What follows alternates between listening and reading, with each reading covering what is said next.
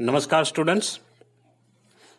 Finally CBSE has released sample paper for artificial intelligence as well. So in this video I am going to discuss about artificial intelligence sample paper. So let's begin.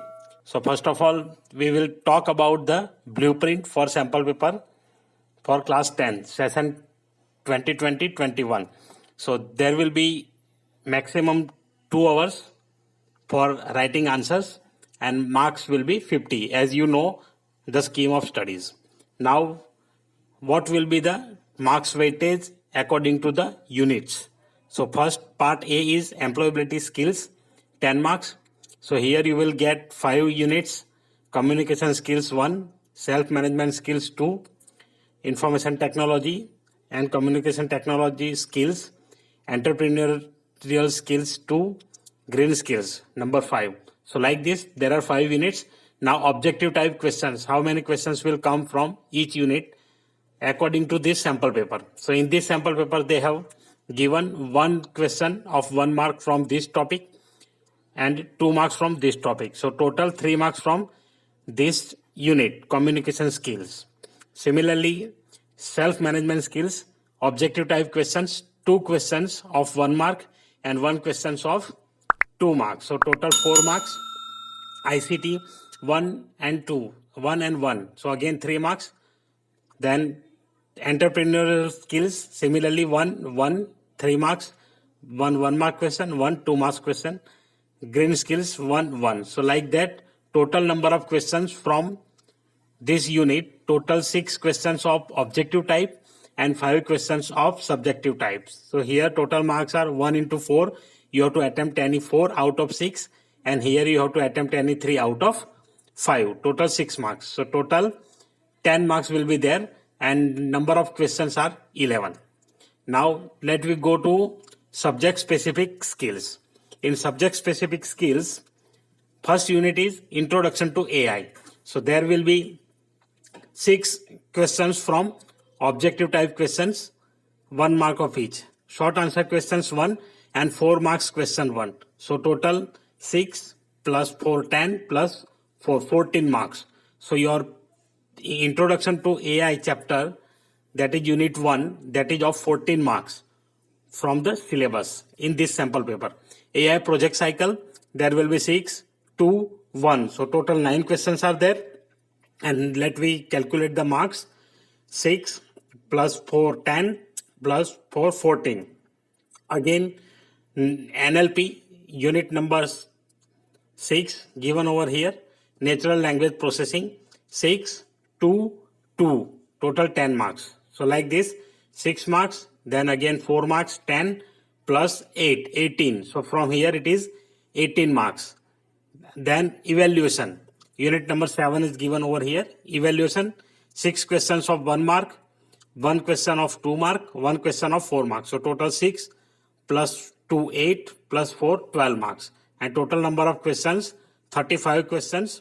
Out of them, objective type questions are 24.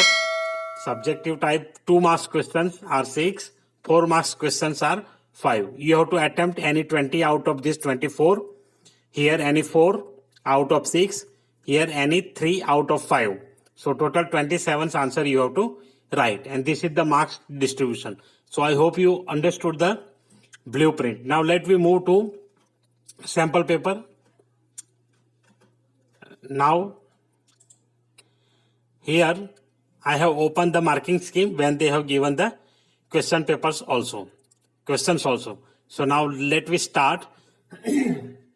So first of all, general instructions. Please read the instructions carefully. Almost it is similar like IT sample paper. So there I am not discussing everything but just the major instructions. Like this question paper consists of 21 questions, section A, section B. It is similar like that. Section A has objective type questions whereas section B contains subjective type questions. Out of the given 5 plus 16, 21 questions, a candidate has to answer 5 plus 10 equal to 15 questions in the allotted maximum time of 2 hours. So that's why I have also set paper in this manner. Next, even I am teaching in class 9th. I don't have class in class 10th, but till I have set paper accordingly according to the IT's question paper. So it is similar like that only. 24 marks of objective and 26 marks of subjective type questions are coming there. So here also they have given 16 questions are there. A candidate has to do 10 questions, do as per the instructions given. So जैसे instruction दिए हैं वैसे आपको इसे attempt करना है. तो आइए शुरू करते हैं. सैंपल पेपर का पहला क्वेश्चन उठाते हैं यहाँ पे. तो ये जो पहला पार्ट है वो है एम्प्लॉयबिलिटी स्किल से है, जिसके मैंने अभी तक वीडियो अपलोड नहीं की है. वो मैं जैसे स्टार्ट करूंगा अपलोड कर दूंगा.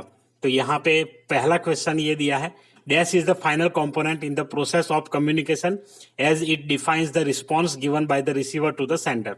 तो बेसिकली कम्युनिकेशन क्या होता है कि जब हमें कोई भी इंफॉर्मेशन कन्वे करना है तो हम कम्युनिकेशन यूज करते हैं. तो उसमें कुछ प्रोसेस है, तो उस प्रोसेस का फाइनल स्टेज क्या होगा, फाइनल कंपोनेंट क्या होगा, तो ये यहाँ पे आपको सिलेक्ट करना है. तो देखिए इसमें सबसे पहले आप देख पा रहे हैं रिस्पॉन्स, रिक्वेस्ट, फीडबैक, नोटिस, ऐसे यहाँ पे दिया हुआ है. ये शायद मार्किंग स्कीम नहीं है. मार्किंग स्कीम देखते हैं यहाँ पे, एक मिनट.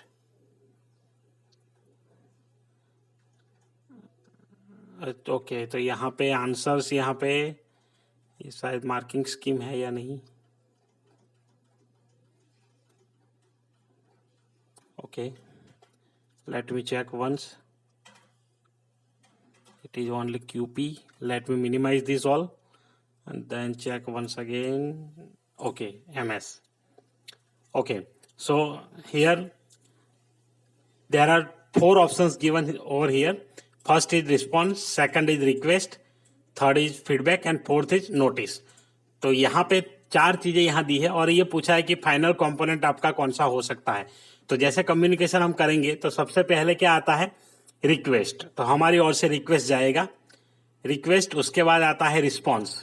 रिस्पॉन्स आने के बाद जो भी होता है वो हम प्रोसेस करेंगे और वो है फीडबैक. कभी कभी नोटिस भी उसमें होता है कि नोटिस भेजी जाती है, तो वो एक अलग चीज हो गई कि आपको जैसे कुछ रिटर्न में भेजना है तो नोटिस. बट जनरली पहले रिक्वेस्ट होता है, उस रिक्वेस्ट को भेजने के बाद रिक्वेस्ट में भी कभी कभी नोटिस भेजा जाता है. उसके बाद आता है रिस्पॉन्स, और रिस्पॉन्स जब मिल जाए उसके बाद हम फीडबैक कलेक्ट करते हैं रिस्पॉन्स मिलने के बाद. तो यहाँ पे फाइनल कंपोनेंट होगा आपका feedback. Question 2, dash refers to focusing human efforts for maintaining a healthy body and mind capable of better withstanding stressful situation. तो ये है सेल्फ मैनेजमेंट स्किल से. तो यहाँ पे देखिए उन्होंने 4 ऑप्शन देके रखे, mental health, emotional health, self management and stress management. तो यहाँ पे ये क्लियरली आपको लिखा गया है, focusing human efforts for maintaining a healthy body and mind capable. तो जब भी माइंड कैपेबल या कुछ आता है तो बेटर स्ट्रेसफुल सिचुएशन. तो यहाँ पे ये भी वर्ड यूज किया है. तो जब आपको अगर हेल्थी बॉडी और माइंड उतना ही अगर कहा है तो आप इसमें हेल्थ अटैच कर सकते हैं.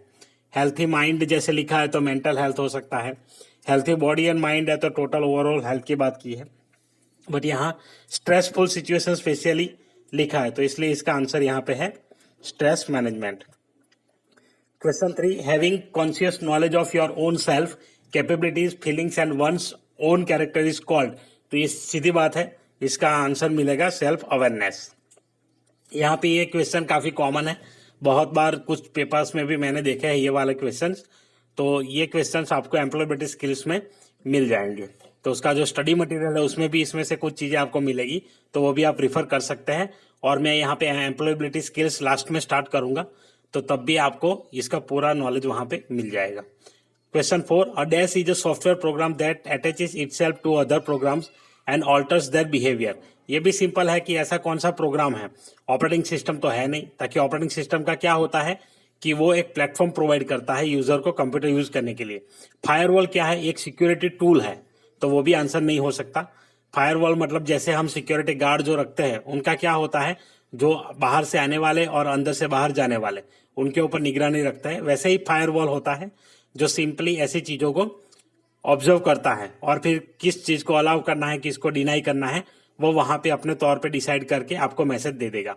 एंटीवायरस सॉफ्टवेयर, यहाँ पे ये लिखा है एंटीवायरस. तो एंटीवायरस तो क्या होता कि वायरस को स्टॉप करता है. आपके अंदर वायरस कंप्यूटर के अंदर आ जाते हैं तो इसको स्कैन करके या तो इसको डिफाइन करके कुछ भी उसमें चेंज कर सकता है, तो वो एंटीवायरस है, तो वो भी इसका आंसर नहीं होगा. फाइनल आंसर जो है वो है कंप्यूटर वायरस। तो यही एक प्रोग्राम है जो उसके साथ रेप्लिकेट होता रहता है। रेप्लिकेट मतलब अपनी कॉपीज बनाना, so that replicate itself and damage other programs and behaviours also. तो अपने आप ही सारी चीजें जनरेट करता है, मैसेज जनरेट करेगा, कभी कंप्यूटर शट डाउन कर देगा, कभी रिस्टार्ट कर देगा। तो ये सारी चीजें उसमें होती हैं। Question 5, dash refers to recruitment, employment, selection, training, development and compensation of the employees with an organisation. तो यहाँ पे पूछा गया है कि जो कंपनी में या ऑर्गेनाइजेशन में रिक्रूटमेंट संभालते हैं, एम्प्लॉयमेंट की जिम्मेदारी रखते हैं, सिलेक्शन भी उनके ऊपर डिपेंड रहता है, ट्रेनिंग प्रोग्राम जो एम्प्लॉयज का ट्रेनिंग प्रोग्राम होता है उसे भी हैंडल करते हैं, development and compensation of employees. तो ऐसा कौन सा डिपार्टमेंट होता है? तो इसमें लिखा है कि एंटरप्रेन्योर्स। तो एंटरप्रेन्योर्स का ये काम नहीं होता। एंटरप्रेन्योर्स मतलब हम आज की भाषा में अगर बोले तो बिजनेसमैन। सिंपल एंटरप्रेन्योर्स का मतलब क्या होता है? ओल्ड भाषा में उसे बिजनेसमैन कहते थे, अभी नई भाषा में हम क्या कहते हैं? एंटरप्रेन्योर्स। तो वो इसका आंसर नहीं है। मैनेजमेंट, मैनेजमेंट ये नहीं होता। मैनेजमेंट क्या होता है कि ग्रुप ऑफ पीपल होता है जो पूरी कंपनी को मैनेज करने का जिम्मा उनके ऊपर होता है। तो सारी चीजें वो मैनेज करता है, पर ये स्पेसिफिक एम्प्लॉयज के बारे में ही है। तो यहाँ पे ये आएगा ह्यूमन रिसोर्स मैनेजमेंट। एम्प्लॉयर क्या है कि एम्प्लॉयर एक व्यक्ति होता है, जो व्यक्ति अलग अलग एम्प्लॉयज को, मैनेजमेंट इवन उसमें आ जाता है, उनको हायर करता है और उनसे काम लेता है। तो इनमें से करेक्ट आंसर होगा आपका HRM, ह्यूमन रिसोर्स मैनेजमेंट, जो एक डिपार्टमेंट होता है हर कंपनी और ऑर्गेनाइजेशन में, जिनका जिम्मा ये सारी चीजें हैंडल करना होता है। रिक्रूटमेंट से लेकर के सैलरी स्ट्रक्चर, एक सैलरी स्ट्रक्चर बनाना और एम्प्लॉय को कंपेंसेशन देना, तो ये सारा उनके ऊपर डिपेंड रहता है। Question 6, dash is cause when natural और a man made disturbance disturbs the natural balance of an ecosystem. तो यहाँ पे ये बोला है कि नेचुरल और अ मैन मेड डिस्टर्बेंस। तो मैन मेड डिस्टर्बेंस क्या है? The natural balance of the ecosystem, जिसने नेचुरल बैलेंस जो अपने इकोसिस्टम का था वो पूरा बर्बाद हो चुका है। तो इनमें से कौन सा ऑप्शन हो सकता है? तो आप इसमें सोचेंगे कि पॉल्यूशन। तो पॉल्यूशन यहाँ पे देखिए, व्हेन अ नेचुरल और man made disturbance disturbs the natural balance. तो उस पर क्या होता है? तो उसे पॉल्यूशन नहीं कहा जाता, पॉल्यूशन तो क्रिएट होता है। सेकंड है डैमेज, डैमेज भी नहीं कह सकते। नेचुरल डिजास्टर, तो नेचुरल डिजास्टर ऑटोमेटिकली नेचुरली होता है, तो उसमें ये मैन मेड वर्ड नहीं होगा नेचुरल डिजास्टर में। तो इसका आंसर यहाँ पे इकोलॉजिकल इम्बैलेंस। तो इकोलॉजिकल इम्बैलेंस क्योंकि इकोसिस्टम पे इफेक्ट करता है इसलिए, और इसी वर्ड को भी आप रिलेट कर सकते हैं, इकोसिस्टम और इकोलॉजिकल इम्बैलेंस। आइए देखते हैं पार्ट 2 नेक्स्ट है, जिसमें आपको 5 उत्तर लिखने हैं 6 सवाल में से। तो सबसे पहला यहाँ पे है, अ dash is divided into multiple layers and each layer is further divided into several blocks called nodes। तो ये जो है यहाँ पे डेफिनेशन दिया है। तो जैसे भी each layer is further divided into several blocks, node. तो नोड वर्ड क्या होता है? नोड मतलब एक छोटा सा, हम अगर कंसीडर करें नेटवर्क के अंदर, तो एक पॉइंट, उसे हम नोड कहेंगे। जैसे कंप्यूटर नेटवर्क की बात करें तो हर एक कंप्यूटर को नोड कहा जाता है। तो इसका डेफिनेशन सिंपल है, न्यूरल नेटवर्क ही आएगा। कन्वोल्यूशनल न्यूरल नेटवर्क नहीं है, मशीन लर्निंग एल्गोरिदम भी नहीं हो सकता, और हिडन लेयर्स भी नहीं हो सकता। तो इसका आंसर है neural network. Next is the dash canvas help you in identifying the key elements related to the problem. तो ये मैंने प्रॉब्लम स्कोपिंग अभी अभी जैसे हैंडल किया था, अभी अभी वीडियो उसका अपलोड किया है। अगर आपने मिस किया है तो वीडियो देख लीजिए, डिस्क्रिप्शन में आपको लिंक मैं दे दूंगा। तो ये देखिए, इसका आंसर सीधा है 4Ws प्रॉब्लम, और 4Ws we can say that is one type of canvas. Problem scoping यहाँ पे ऑप्शन दिया है, प्रोजेक्ट साइकिल दिया है, अल्गोरिदम दिया है। तो आंसर आएगा 4Ws प्रॉब्लम, ताकि जब आपको कोई भी प्रॉब्लम का की एलिमेंट फाइंड करना है तो आपको 4Ws की थ्रू जाना पड़ेगा, जिसमें अलग अलग क्वेश्चन है, जैसे व्हाट, व्हाई, हु, वेयर, ऐसे सारे क्वेश्चन आते हैं। तो वो 4Ws में आएगा। क्वेश्चन 3 है, dash is a domain of AI that depicts the capability of a machine to get the analyze visual information and afterward predict some decisions about it. तो यहाँ पे जब भी आपको कोई भी डोमेन के बारे में कहा जाता है तो तीनों डोमेन के डेफिनेशंस आपको पहले पता होने चाहिए। तो पहले जैसे हम डेटा की बात करें तो वो तो रो ऑफ इंफॉर्मेशन है, जो हम कलेक्ट करते हैं किसी भी मॉडल को ट्रेन करने के लिए। तो वो यहाँ पे आंसर नहीं हो सकता। इन्होंने क्लियरली लिखा है एनालाइज विजुअल इंफॉर्मेशन। तो जब भी विजुअल इंफॉर्मेशन और डोमेन की बात हो तो एक ही आंसर हो सकता है कंप्यूटर विजन। एनएलपी हम कहेंगे कि जो अपनी लैंग्वेज को एज ए वॉइस एक्सेप्ट करता है या तो फिर किसी न किसी तौर पे वॉइस को आइडेंटिफाई करता है, यूजर के कमांड को आइडेंटिफाई करता है, लैंग्वेज को आइडेंटिफाई करता है, तो वो एनएलपी हो गया। डेटा साइंसेज जैसे डेटा की बात की है वैसे ही है, उसमें अलग अलग डेटा, बिग डेटा वगैरह आ जाता है। ऑगमेंटेड रियलिटी क्या है कि जो वर्चुअल चीजें होती है उसी को हम ऑगमेंटेड रियलिटी में कन्वर्ट कर सकते हैं। जैसे आपके रूम में अभी कोई ऐसा माहौल नहीं है, आपको ऐसा माहौल क्रिएट करना है, तो उसके लिए ऑगमेंटेड रियलिटी हेल्प कर सकता है। स्पार्क एआर वगैरह कुछ सॉफ्टवेयर है जिससे आप ऐसे वीडियोस भी बना सकते हैं, तो आपको रियल लगेगा कि ये रियल में घर में है, बट एक्चुअली वो चीज वहां पे होती नहीं है। मैंने उसका भी एक वीडियो, ऑगमेंटेड एआर का भी एक वीडियो अपलोड किया था जो मेरे बच्चों ने बनाया था कि घर में वो जैसे कोई एनिमल आ जाता है तो वो वहां पे वीडियो करके उन्होंने बनाया था, आपको मिल जाएगा वीडियोज लिस्ट में। और लास्ट है कंप्यूटर विजन, तो यहाँ का आंसर है computer vision. Next question, dash is defined as the percentage of correct predictions out of all the observations. तो यहाँ पे ये बोला है कि define as the percentage of correct predictions.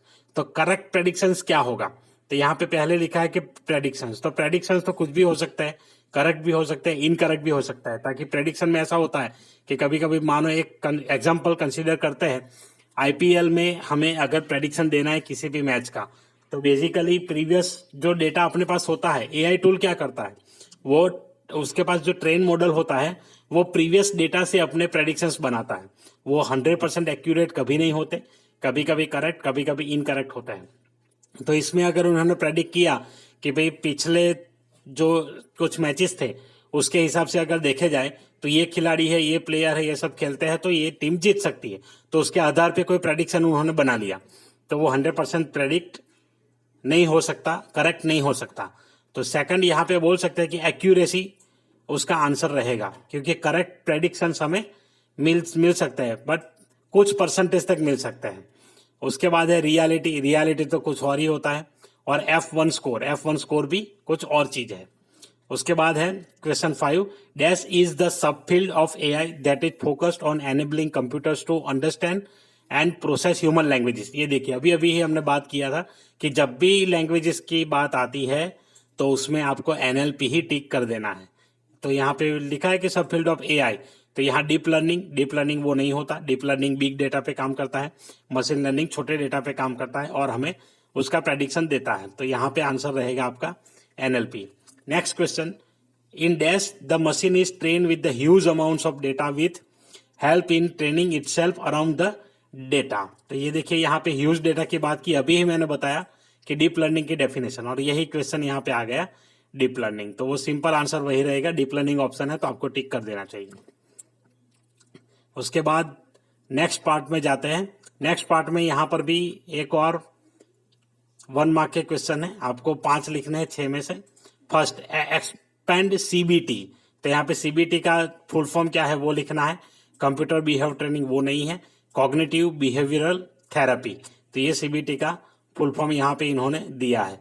और कुछ ऑप्शन जो दिए, कंसोलिडेटेड बैच ट्रेनर्स, ये अभी मैं क्लास 10 में पढ़ाता नहीं हूँ तो ये टॉपिक अभी आया नहीं है, क्लास 9th में भी कहीं देखा नहीं है, तो ये थोड़ा सा नया है, तो इसलिए अभी इसी आंसर को हम प्रीफर कर लेंगे, cognitive behavioural therapy. Question 2, name any 2 methods of collecting data. तो डेटा कलेक्ट करने के कोई भी 2 मेथड आप इसमें टिक करिए। तो इसमें से क्या है कि सर्वेज एंड इंटरव्यूज, तो ये एक करेक्ट है पहला। र्यूमर्स एंड माइथ्स, तो र्यूमर्स एंड माइथ्स वो सही नहीं है। AI models and applications and imaginations and thoughts, तो यहाँ पे देखिए एआई मॉडल्स एंड एप्लीकेशंस भी नहीं है, ताकि वो सिर्फ यही काम नहीं करते, डेटा कलेक्ट नहीं करते, उसके बाद भी कुछ और काम करते हैं। इमेजिनेशंस एंड थॉट्स, तो उससे तो कुछ भी, हमें जो डेटा कंपनी के लिए उसके लिए चाहिए, अपने ऑर्गेनाइजेशन के लिए जिसके लिए हम अपना एआई मॉडल बना रहे हैं, तो उस पर ये इमेजिनेशन और थॉट्स नहीं चलते। तो इसका आंसर रहेगा सर्वेज एंड इंटरव्यूज। अगर हमें डेटा कलेक्ट करना है तो सर्वेज और इंटरव्यू से हमें पता चलेगा कि आगे क्या करना चाहिए। यहाँ पे और भी इन्होंने एक्सप्लेन किया है कि surveys, observing therapist session, database available on the internet, interviews etcetera. तो यहाँ पे किसी थेरेपी के बारे में बात की गई है। What is the role of modeling in an NLP based AI model. तो इसमें देखिए, modeling in NLP helps in processing of AI model. तो यहाँ पे ये कहते हैं कि भी helps in processing AI model, तो ये इसका आंसर नहीं है। Modeling is required to make an AI model. In NLP, modeling requires data pre-processing only, after which the data is fed into the machine। तो ये एकदम करेक्ट है। जब तक डेटा नहीं आएगा तब तक वो कैसे करेगा। आपके पास कोई NLP का टूल है, आप चाहे गूगल वॉइस असिस्टेंट यूज कर रहे हैं, या तो एप्पल सीरी यूज कर रहे हैं, अमेजोन एलेक्सा, जो एलेक्सा यूज करते हैं हम, एलेक्सा यूज कर रहे हैं, एलेक्सा को ऐसे सामने रख दीजिए और फिर इशारा कर दीजिए, वो काम करेगा? नहीं करेगा। तो क्या करना है, डेटा प्री प्रोसेस ऑलरेडी है उसके पास, जब हम कमांड देंगे तो उसको आइडेंटिफाई करेगा और फिर उसके बाद उसका रिजल्ट देगा। तो ये ऑप्शन यहाँ पे करेक्ट है। What will be the outcome if the prediction is yes and it matches with the reality. What will be the outcome if the prediction is yes and it does not match with reality. तो इसमें दो चीजें हैं, अगर prediction yes है और reality से match करता है तो क्या आउटपुट होगा। आउटकम प्रेडिक्शन यस है और रियलिटी से मैच नहीं करता है तो उसको क्या कहेंगे। तो यहाँ पे ऑप्शन दिए हैं ट्रू पॉजिटिव, ट्रू नेगेटिव। तो यहाँ पे देखिए ट्रू पॉजिटिव और ट्रू नेगेटिव, तो वो नहीं हो सकता। यहाँ पे जो आंसर दिया है ट्रू पॉजिटिव, फॉल्स पॉजिटिव, ताकि ये टॉपिक भी अभी मैंने कवर नहीं किया है, तो इसके बारे में सीधा यही आंसर डायरेक्ट करेंगे हम कंसीडर। उसके बाद है रिकॉल इवोल्यूशन मेथड, ये भी इवोल्यूशन पार्ट से है, जो लास्ट यूनिट है। Define as the fraction of positive cases that are correctly identified. तो ये उसका सही आंसर रहेगा, रिकॉल इवोल्यूशन। ताकि इसमें क्या होता है कि फ्रैक्शन ऑफ पॉजिटिव केसेस, तो जो केस स्टडी होती है उसके ऊपर से जो पॉजिटिव रिजल्ट निकलते हैं, जो करेक्टली आइडेंटिफाई होते हैं, वो यहाँ पे रिकॉल किए जाते हैं। तो इसी को हम रिकॉल इवोल्यूशन कहेंगे। उसके बाद है give 2 examples of supervised learning models. तो यहाँ सुपरवाइज्ड लर्निंग मॉडल्स के 2 एग्जाम्पल यहाँ पे आपको सिलेक्ट करना है। तो इसमें आंसर दिया है क्लैरिफिकेशन एंड रिग्रेशन। उसके बाद देखिए answer any 5 out of given 6 questions. तो यहाँ पे जो जो चीज कवर की है उतना ही मैं आपको एक्सप्लेन कर पाऊंगा। आगे वाला जो कवर करना है वो यहाँ पे अभी मैं बता नहीं पाऊंगा, ताकि वो सारी चीजें अभी सिलेबस में कवर करनी बाकी है। और क्लास 9 में वैसे एक ही पीरियड हमें मिलता है आर्टिफिशियल इंटेलिजेंस का, तो ये एक रिसर्च का भी टॉपिक है, हमें भी बहुत सारी चीजें रिसर्च करनी पड़ती है, उसके बाद कुछ जाके बनता है। तो ये 10th का सिलेबस जो है अभी टच भी नहीं किया है, तो इसीलिए कुछ कुछ चीजें ऐसी आएगी जो मैं डायरेक्ट आपको आंसर ही यहाँ पे पढ़ दूंगा। मतलब तो कोई चीज जो मुझे पता है वो मैं आपको एक्सप्लेन करूंगा, अदरवाइज जब क्लास 10th में आएंगे तो उसको डिटेल में हम देखेंगे, उसके वीडियो में जब अपलोड करूंगा यूट्यूब चैनल पे। यहाँ क्वेश्चन 4 है define machine learning. Machine learning का डेफिनेशन आपको इसमें से लिखना है कि कौन सा करेक्ट है। तो ये जैसे ही मैंने बोला है कि मशीन लर्निंग क्या होता है, तो study of computer algorithms that improve automatically through experience.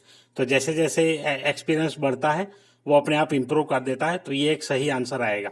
Refer any technique that enables computer to mimic human intelligence. ये मिमिक नहीं करता है, ये सिर्फ एक्सपीरियंस के तौर पे काम। Machine learning refers to the computer system both machines and software enables machines to perform task for which it is programmed। तो ये भी नहीं है। Machine learning refers to the project that allows the machine to work on a particular logic। तो इस पे काम करता है। Give one of example of an application which uses augmented reality। तो यहाँ पे augmented reality पे जो काम करते हैं उसकी कोई भी एक एग्जाम्पल आपको लिखना है। यहाँ पे एक एग्जाम्पल दे दिया है सेल्फ ड्राइविंग कार्स। यहाँ पे ऐसी कोई एप्लीकेशन अगर आपके पास है तो आप उसका भी आंसर लिख सकते हैं जो ऑगमेंटेड रियलिटी पे काम करते हो। तो ऐसे बहुत सारे मॉडल्स है, कुछ एप्स भी है। एक AR लोपा करके ऐप आती है, उसमें आप कर सकते हैं अलग अलग वीडियोस, जिसका वीडियो मैंने अपलोड किया था। क्वेश्चन 3 जो है differentiate between prediction and reality. तो इसमें से कौन सा पॉइंट करेक्ट हो सकता है वो आपको लिखना है। तो प्रेडिक्शन एंड रियलिटी क्या है, तो the prediction is the output is which is given by the machine and the reality is the real scenario in which the prediction has been made। yes, तो रियलिटी हम जानते हैं जो real चीज होती है, और प्रेडिक्शन जो है वो मशीन जनरेट करता है डेटा के अकॉर्डिंग, तो उसे हम कहेंगे प्रेडिक्शन।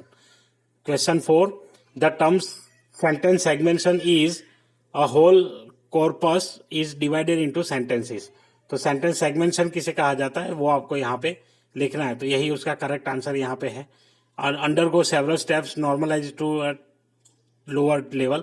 ये सब क्या है वो अभी हम जब स्टार्ट करेंगे तभी पता चल पाएगा. Question 5, which of the following statement is true when term evaluation. इसका आंसर जैसे दिया है, helps in understanding the reliability of any AI model. Question 5 है, which of the following is not part of the AI project cycle. तो ये मैं आपको बता सकता हूं ताकि ये एआई प्रोजेक्ट साइकिल अभी क्लास 9th में स्टार्ट कर दिया है मैंने. तो इसमें देखिए, डेटा एक्सप्लोरेशन वो उसका पार्ट है, मॉडलिंग उसका पार्ट है, टेस्टिंग उसका पार्ट नहीं है, प्रॉब्लम स्कोपिंग उसका पहला स्टेप है. तो टेस्टिंग यहाँ पे करेक्ट आंसर आएगा. Question 5, dash refers to the AI modeling where the machine learns itself. तो यहाँ पे मशीन अपने आप खुद जो सीखता है उसे लर्निंग बेस्ड कहा जाता है. बाकी यहाँ दिया है रूल बेस्ड. मशीन लर्निंग तो आप वैसे जानते ही है और डेटा साइंस भी जानते हैं. तो यहाँ पे जो आंसर रहेगा वो है लर्निंग बेस्ड. रूल बेस्ड में शायद कोई ऐसे रूल वगैरह फॉर्म किए जाते होंगे. Prediction and reality can be easily map together with the help of. तो प्रेडिक्शन एंड रियलिटी को मैप करने के लिए कंफ्यूजन मैट्रिक्स का यूज किया जाता है. Question 3, dash is an example of application of natural language processing. तो एनएलपी का एग्जांपल कौन सा है, इसमें से आपको सिलेक्ट करना है. Evaluation, automatic summarization, deep learning, problem scoping. तो प्रॉब्लम स्कोपिंग तो ये प्रोजेक्ट साइकिल का पार्ट है. डीप लर्निंग वो भी नहीं है, तो ऑटोमेटिक समराइजेशन उसका एग्जाम्पल हो सकता है. Question 4, dash is the last stage of AI project life cycle. Yes, last step क्या है, तो लास्ट स्टेप है उसका इवैल्यूएशन. इवैल्यूएशन इसका लास्ट स्टेप है. पहले प्रॉब्लम स्कोपिंग है, उसके बाद हम ये देखेंगे डेटा एक्विजिशन, उसके बाद आता है मॉडल. तो ये जो स्टेप बाय स्टेप प्रोसेस है एआई प्रोजेक्ट साइकिल का, जो ऑप्शंस दिए हैं इसमें से. उसके बाद देखते हैं, dash in dash the machine is train with huge amounts of data which helps in training itself around the data. तो यहाँ पे देखिए ह्यूज डेटा, अगेन फिर से वही का वही क्वेश्चन मुझे लग रहा है. एक बार एक क्वेश्चन ऊपर ले चुके हम, डीप लर्निंग. तो डीप लर्निंग में ह्यूज डेटा होता है और मशीन लर्निंग में स्मॉल डेटा होता है. Then next question is, in machines can be photographs, videos, pictures and the thermal और infrared sensors, indicators and different sources. यहाँ पर भी देखिए फोटोग्राफ, वीडियो, पिक्चर, तो वो कौन कलेक्ट कर सकता है, तो इसमें इसका आंसर रहेगा कंप्यूटर विजन. जब भी कोई विजुअल चीज फोटोग्राफ्स वगैरह आता है तो कंप्यूटर विजन उसका सही आंसर है. डेटा एक्विजिशन तो क्या है, हम डेटा कहाँ से कलेक्ट करेंगे उसे हम डेटा एक्विजिशन बोलेंगे, या तो फिर उसका मेथड क्या रहेगा, किस टाइप का डेटा है, तो उसे हम डेटा एक्विजिशन कह सकते हैं. डेटा कलेक्शन सिंपली हम किस टूल से या किस मॉडल से डेटा को कलेक्ट कर रहे हैं वो डेटा कलेक्शन में आएगा. और मशीन लर्निंग ऑलरेडी हम एक्सप्लेन कर चुके हैं. आइए देखते हैं अब ये subjective type questions. Name 4 main categories of communication styles. तो ये भी अगेन एम्प्लॉयबिलिटी स्किल्स का पार्ट है. तो यहाँ पे 4 main categories of communication styles में आप कम्युनिकेशन किस वे में कर सकते हैं. तो पहला वर्बल कर सकते हैं, नॉन वर्बल कर सकते हैं, रिटन एंड विजुअल. तो ये 4 टाइप कॉमन है. जैसे वर्बल, जैसे हम बोल के किसी को कहते हैं. नॉन वर्बल, बिना बोले सिर्फ इशारों से कह देते हैं. रिटन, कुछ रिटन में जैसे लेटर, नोटिस वगैरह भेजते हैं. और विजुअल, जिसमें विजुअल कोई मैसेज हो, एक ग्राफिक्स बनाया हो और उसके थ्रू हम फोटो या स्लोगन बना करके, पोस्टर बना करके जो शेयर करता है, वो होता है visual communication style. Question 7, any 4 activities that help in stress management. तो इसमें आप कुछ भी लिख सकते हैं जो आपको अच्छा लगे. जो 4 एक्टिविटीज मांगी उन्होंने स्ट्रेस मैनेजमेंट, स्ट्रेस को आप कैसे कोप अप कर पाएंगे. तो इसमें कुछ एग्जांपल्स यहाँ पे दिए हैं. Positive thinking, physical exercise, yoga, meditation, natural walks, vacations, laughing aloud, listening to good music. तो ये जैसे दिए हैं वैसे आप अपने हिसाब से भी कुछ लिख सकते हैं, पर वो पॉजिटिव होने चाहिए. इसमें हमेशा पॉजिटिविटी ज्यादा रहती है, तभी आप स्ट्रेस को मैनेज कर पाएंगे. Question 8, what are antivirus, name any 2 antivirus. वो आपको लिखना है. Antivirus is a software that scans the malicious program and remove them. ये भी लिख सकते हैं. यहाँ पर भी डेफिनेशन दिया है, वो भी लिख सकते हैं. एग्जाम्पल्स बहुत सारे, आप कोई भी लिख सकते हैं.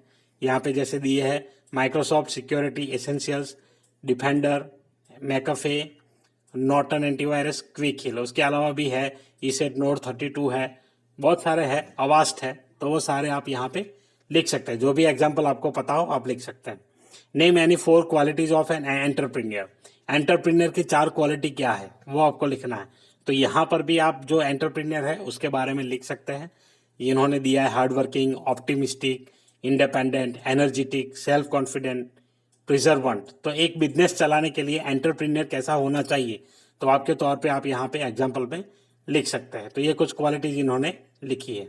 Name any 4 man made disruptions that cause illogical ecological imbalance. तो इकोलॉजिकल इम्बैलेंस जो है वो मैन मेड डिस्ट्रप्शंस आपको यहाँ पे लिखना है। तो चार मांगे, यहाँ पे बहुत सारे लिख दिए हैं। Deforestation, degradation of land and soil, erosion, over exploitation. ये भी मैं जब कवर करूंगा तो आपको ये सारी चीजें एक्सप्लेन करूंगा।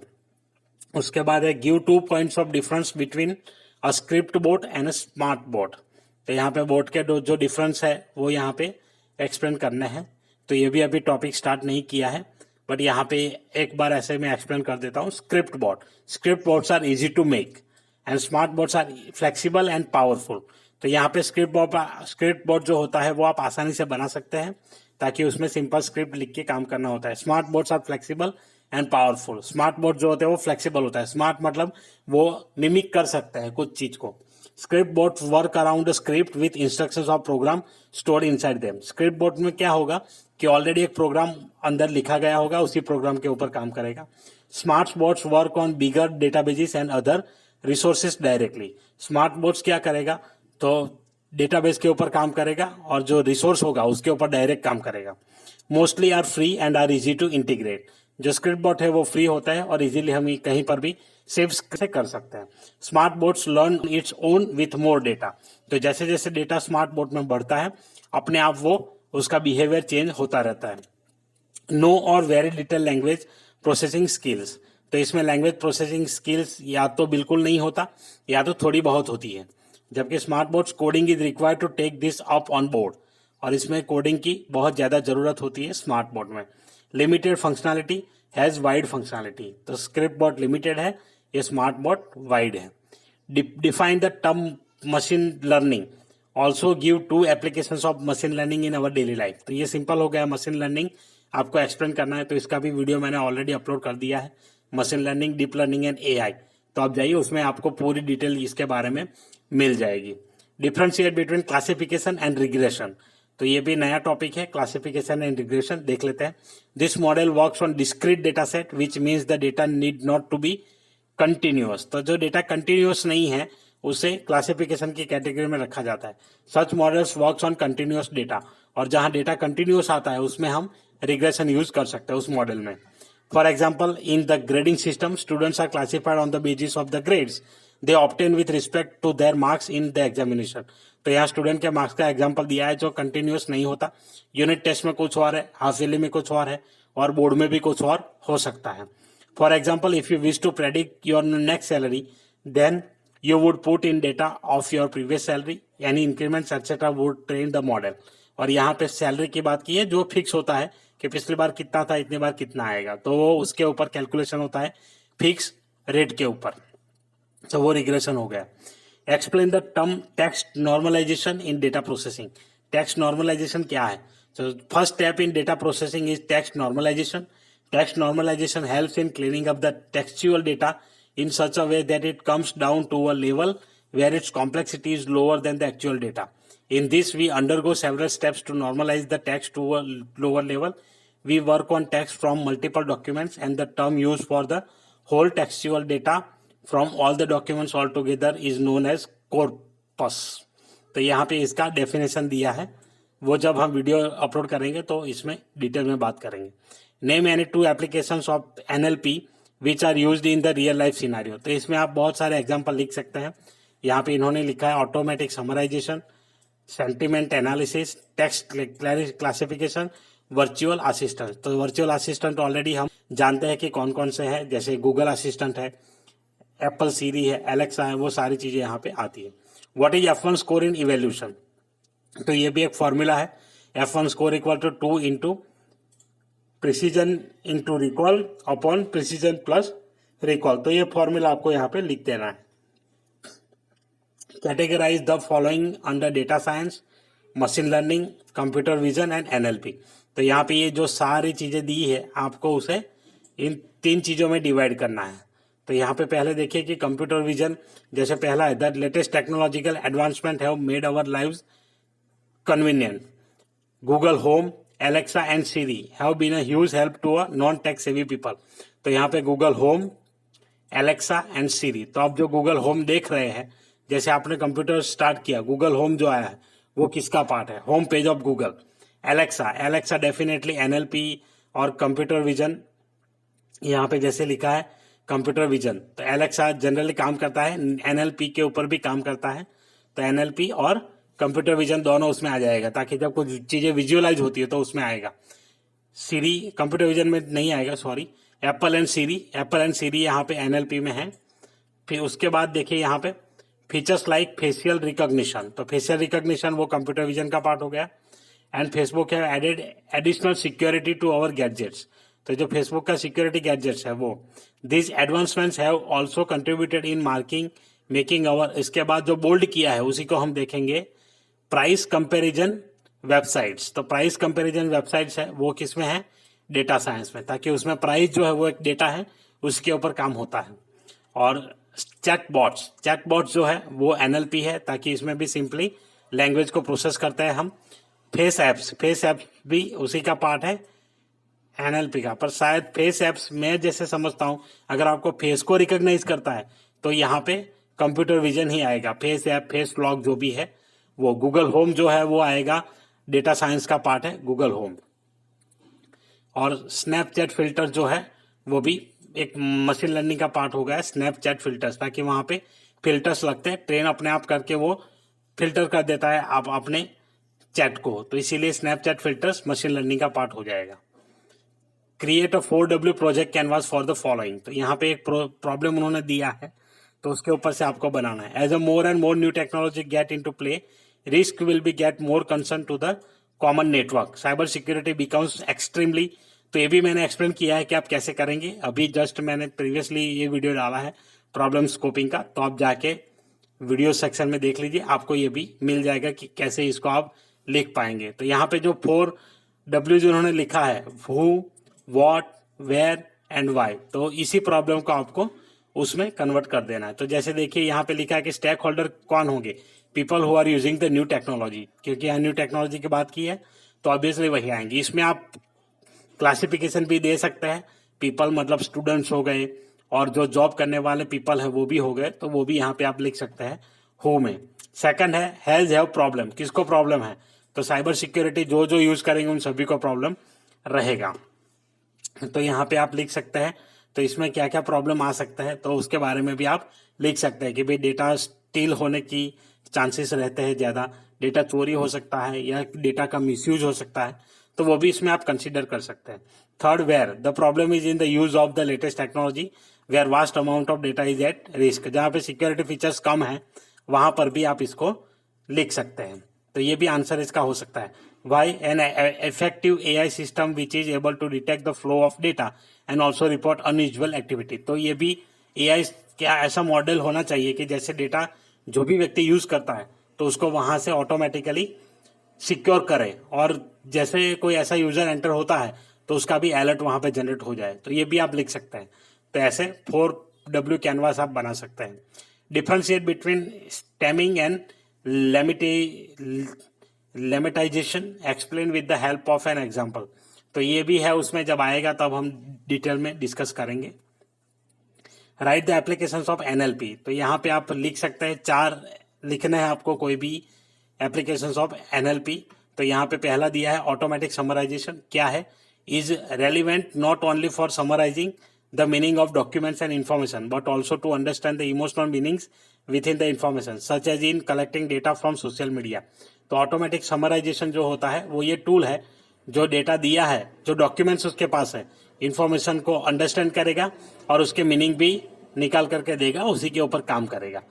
Sentiment analysis. The goal of sentiment analysis is to identify sentiment among several posts or even in the same post where emotion is not always explicitly expressed.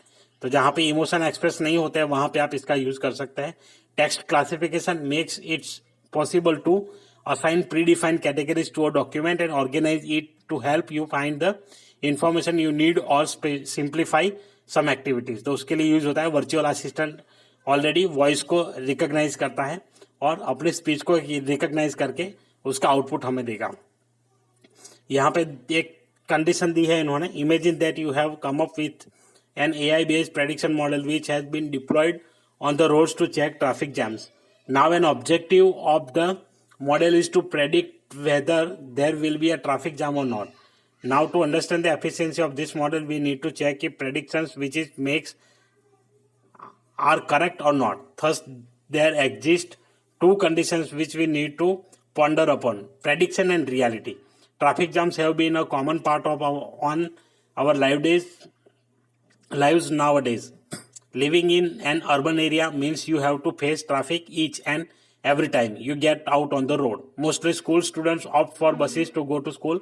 Many times the bus gets late due to such jams and the students are not able to reach their school on time. Considering all the possible situations, make a confusion matrix for above situation. तो यहाँ पे आपको confusion matrix बनाना है.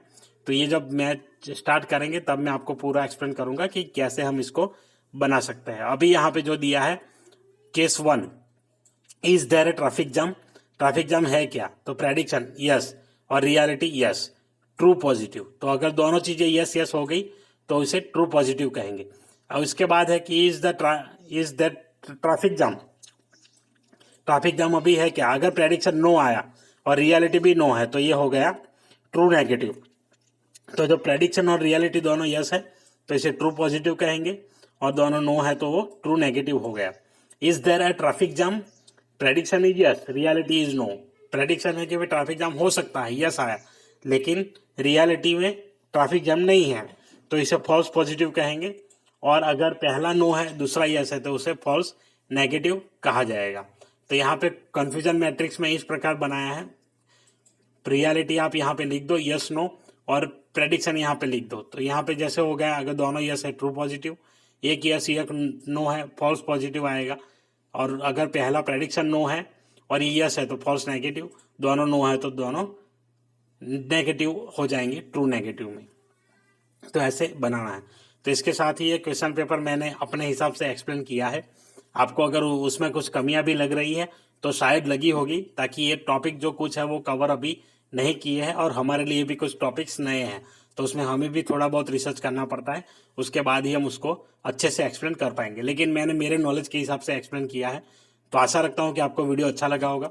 Video अच्छा लगा है तो like और शेयर कर दीजिए. और अगर आपके कोई डाउट्स है, कुछ आप पूछना चाहते हैं तो आप कमेंट करके पूछ सकते हैं. और वीडियो के बारे में अपने फीडबैक देना मत भूलिए, आप कमेंट करके वो भी आप बता सकते हैं. Thank you very much for watching this video. और आप चैनल पे नए हैं तो चैनल को सब्सक्राइब कर लीजिए और बेल नोटिफिकेशन आइकन पे प्रेस कर लीजिए, क्योंकि एआई के जो भी कंटेंट आएंगे हम यहाँ पे पूरे अपलोड करेंगे अपने टाइम के हिसाब से, ताकि हमें जो स्कूल में जो पढ़ाते हैं, जो कंटेंट वहाँ पढ़ाते हैं वही कंटेंट हम उन्हीं के लिए बनाते हैं, वही सीधा मैं आपको यहाँ पे अपलोड करके दिखा देता हूँ. तो वही कंटेंट अपलोड होता है जो मैं मेरे स्टूडेंट को पढ़ाता हूँ और अपने स्टूडेंट के लिए बनाता हूँ. तो कंटेंट आपको मिलते रहेंगे. और आपकी भी अगर कोई स्पेसिफिक डिमांड है तो आप कमेंट करके हमें जरूर बताइए, हम उसके ऊपर भी काम करके आपको कंटेंट बना करके दे देंगे. वीडियो देखने के लिए एक बार फिर से धन्यवाद. Keep watching, keep learning.